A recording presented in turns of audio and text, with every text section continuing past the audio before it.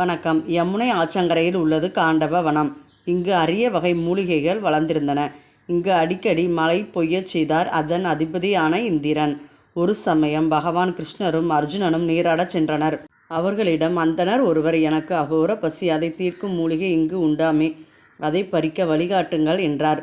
வந்திருப்பது யார் என்பதை தெரிந்து கொண்டார். மாயம் செய்வதில் வல்லவரான கிருஷ்ணர். உடனே அந்தணர் வடிவில் இருந்த அக்னி தன் உண்மையை வடிவை காட்டி சுவேதசி மன்னருக்காக துர்வாச முனிவர் யாகம் நடத்தினார். அதில் இடப்பட்ட நெய்யை பருகியதால் தீராத பசிக்கு ஆளாகி விட்டேன். அதை சரி செய்யும் மூலிகை இங்கு உள்ளது.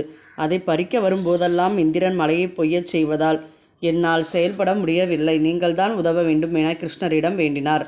அக்னிக்கு உதவுவதற்காக அர்ஜுனனும் கிருஷ்ணரும் காண்டவ வனத்தை எரிக்க முயன்றபோது தேவேந்திரன் இடி, மழை, மின்னல் ஆகியவைகளை அனுப்பி அர்ஜுனனை தடுத்தார். ஆனால் அந்த இடி, மழை, மின்னல் எனும் தடைகளை தாண்டி காண்டவ வனத்தை எரித்து வெற்றி கொண்டான் அர்ஜுனன். அந்த அர்ஜுனனுக்கு 10 பேர்கள் உண்டு.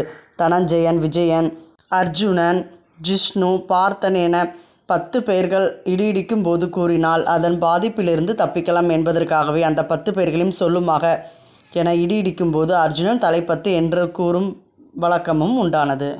மேலும் பகவான் கிருஷ்ணர் தன் விசேஷ ஆற்றலால் 21 நாட்கள் மழையை தடுத்து நிறுத்தினார். அந்த மூலிகைகளை சாப்பிட்டு நோய் நீங்க பெற்றார் அக்னி. அந்த 21 நாட்களே அக்னி நட்சத்திர காலம் எனப்படுகிறது. பரணி 3ஆம் பாதத்தில் சூரியன் சஞ்சரிக்கும் காலமான அக்னி நட்சத்திரத்தில் சித்திரை 21 முதல் வைகாசி 14 வரையுள்ள நாட்களில் வெயிலின் தாக்கம் இருக்கும். இக்காலங்களில் வெயிலின் தாக்கத்தில் இருந்து தப்பிக்க தினமும் 2 லிட்டர் தண்ணீர் குடிப்பது அவசியம். பதநீர், இளநீர், பானகம், நீராகாரம் குடியுங்கள். நீர்ச்சத்துள்ள காய்கறி, பழங்களை உணவாக சாப்பிடுங்கள். கதர், பருத்தி ஆடைகளை உடுத்துங்கள். தினமும் 2 முறை குளியுங்கள். செருப்பு, குடை தானம் செய்யுங்கள். விலங்கு, பறவைகளின் தாகம் தீர தண்ணீர் வையுங்கள். நன்றி. ஆன்மீகம் சார்ந்த தகவல்கள் தெரிந்து கொள்ள நமது சேனலை சப்ஸ்கிரைப் செய்து கொள்ளுங்கள்.